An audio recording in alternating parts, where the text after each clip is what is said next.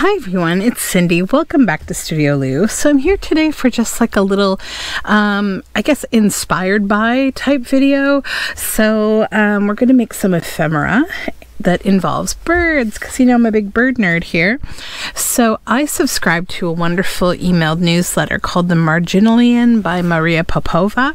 So Maria Popova brings this lovely newsletter where she shares like different things that pique her interest as an artist, and like just cool articles, and like I mean it's just like for the hyper like brain who wants to just suck up all the things artsy and understand like aspects of history and geography and biology and things that just kind of intersect with the art that is being presented. It's just a really good informational type newsletter. I completely love it. So I will link down below the newsletter, the website for the Marginalian, and also the almanacofbirds.org. almanacofbirds.org. So that is a project done by Maria Popova. She's after my very own heart, because she's the kind of person who goes on these like, you know, rabbit holes or deep dives. Like myself and many of my friends often do. We get interested in a topic and we just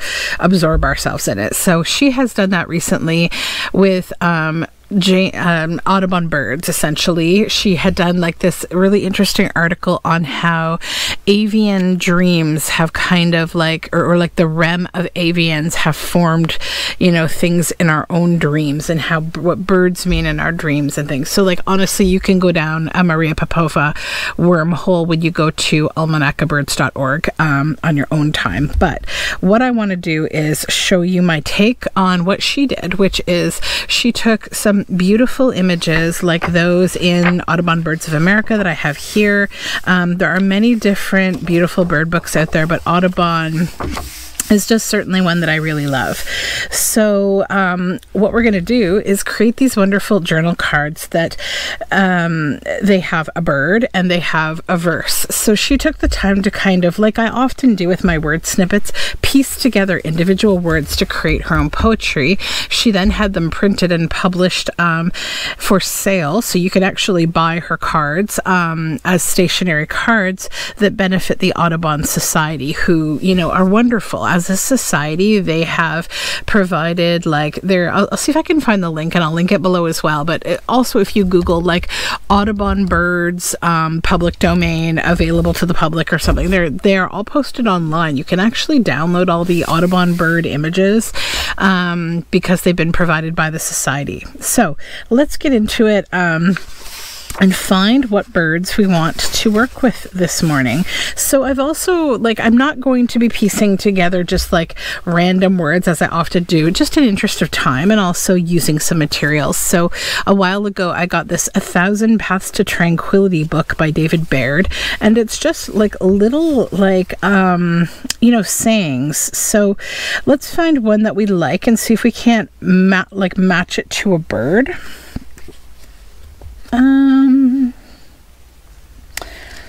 And you know, I'm really picky about these things. When you listen to somebody attentively, you listen not only to the words, but also to the feeling of what is being conveyed, to the whole of it, not part of it. Let's go with that, okay?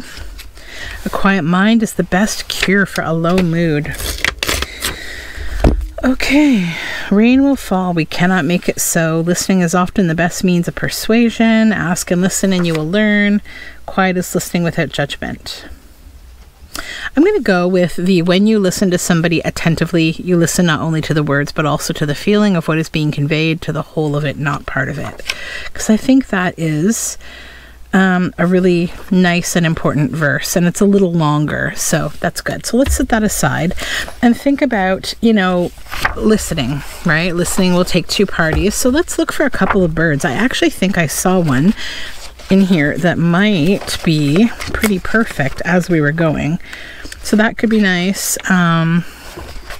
Obviously hummingbirds, they need to pay attention so they don't fly into one another going such high speeds.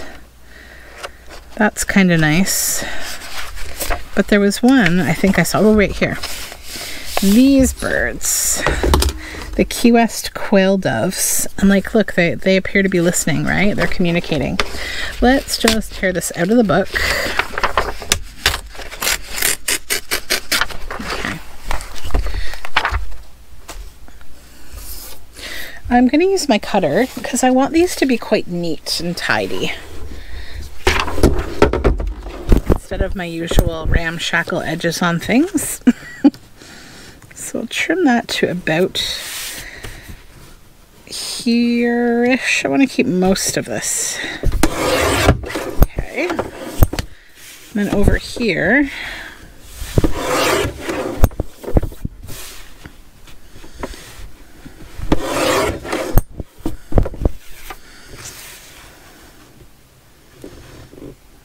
probably there.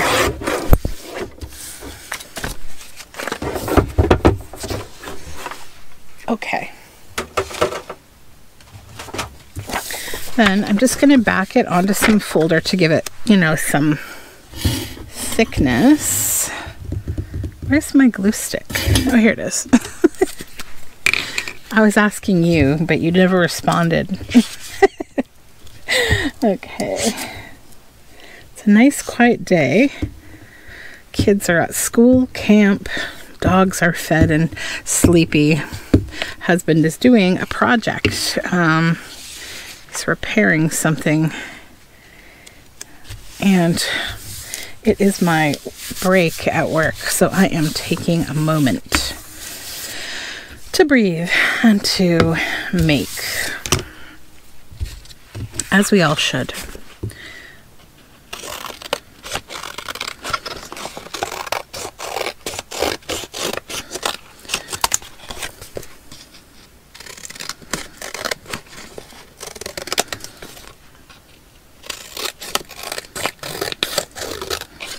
So I find the Maria Popova Marginalia newsletter one of those, you know how you can often sign up for things online and not really pay them much attention. This is one that I actually always read. I always go through it because it's just, it keeps me very engaged.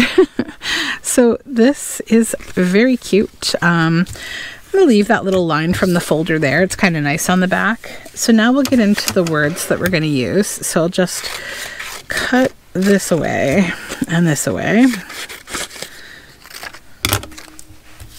We'll set these aside because I may use them for something else. They all have lovely sayings on them. So then just cut the excess space off the end. And then I'm going to cut one line at a time and one word at a time. Get my art glitter glue out here. And this is where we need to kind of think about the spacing for these. So I'm going to begin at the top because I know this is quite a long verse, and I'm just going to start kind of right here. Now I'm not like cutting these out in any specific, you know, very geometric, very perfect shaping. I kind of like the look of the kidnapper cut out of a magazine hostage negotiation letter text that I'm going with here. It's just I like it like this. It's quite freeform.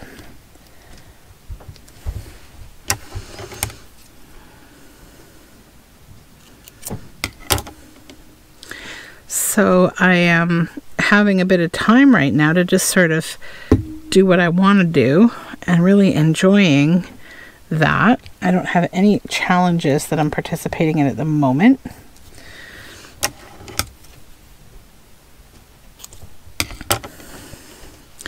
I loved doing the Release the Crafting Goblin Mode challenge, and congratulations to Gwen the Trash Witch who won the giveaway that Release the Crafting did, because they're always very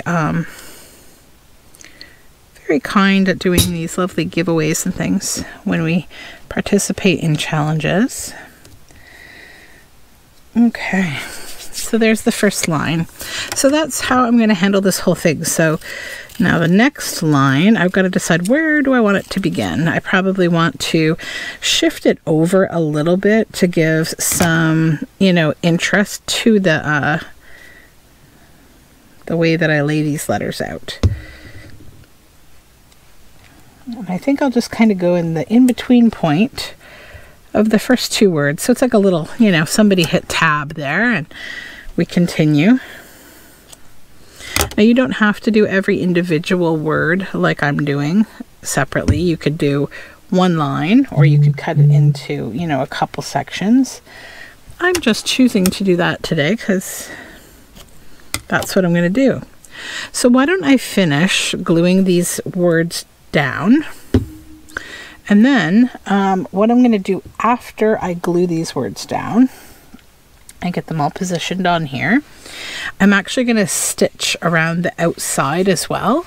So I'll come back to you when I've gotten to that point.